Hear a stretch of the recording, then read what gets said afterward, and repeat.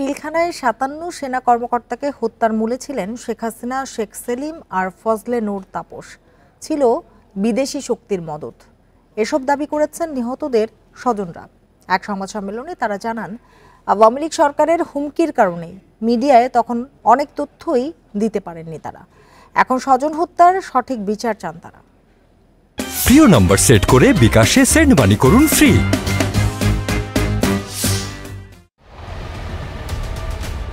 ২০০৯ সালে পিলখানায় ২ দিনে হত্যা করা হয় ৫৭ জন সেনা কর্মকর্তাকে। সেই ঘটনায় তদন্ত আর বিচার করেছে আওয়ামী লীগ সরকার। তবে কুশীলব কারা তা নিয়ে বরাবরই প্রশ্ন থেকে গেছে জনগণের মাঝে। এর পেছনে তৎকালীন সরকারের শীর্ষ ব্যক্তিদের হাত রয়েছে এমন ধারণাও ছিল মানুষের। নিহতদের স্বজনরা বিভিন্ন সময় মিডিয়ায় কথা বললেও তা তাদের মূল বক্তব্য ছিল না। শনিবার রাজধানীর মহাখালীতে প্রেস ব্রিফিংয়ে কথা জানান পরিবারের সদস্যরা। প্রত্যেকটা জিনিস ট্র্যাক করা হয়, কেন করা হবে? আমরা তো এখানে কোনো পাপ করি নাই। যখন রিপোর্টস আসবে ইনশাআল্লাহ আস্তে আস্তে, it's an international conspiracy, it had nothing to do with the ডাল ভাত অপারেশন।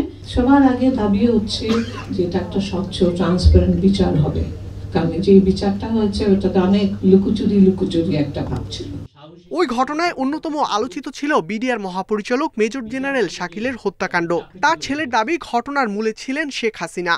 লাস্ট 25 ফেব্রুয়ারি কয়েক স্টেটমেন্ট দেওয়ার পর এক আওয়ামী লীগ নেতা আমাকে ফোন দিয়ে বলে যে ওনার নেত্রী পিলখানায় আমার বাবা মাকে জবাই দিয়েছে, আমি যদি বেশি বাড়াবাড়ি করি আমাকেও তেমনি জবাই দিত।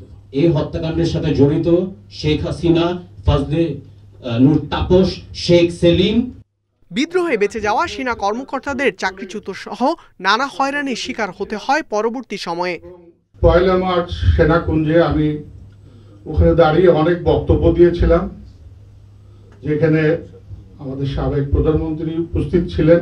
আমি ওই দিনকে কথা বলার জন্য আমাকে বিভিন্নভাবে ক্ষতিগ্রস্ত করা হয়েছে। তখন আমার প্রায় মনে হতো আমার মরে যাওয়াই ভালো ছিল। ঘটনার প্রকৃত কারণ জানতে তদন্ত কমিশন গঠন, ২৫ ফেব্রুয়ারিকে শহীদ সেনা দিবস ঘোষণা সহ ৭ দফা দাবি জানিয়েছেন নিহতদের স্বজনরা। তাদের ৭ দফা দাবি এরই মধ্যে স্বরাষ্ট্র ও আইন উপদেষ্টাকে পাঠানো হয়েছে। ইকরামুল কবির, ইন্ডিপেন্ডেন্ট নিউজ, ঢাকা।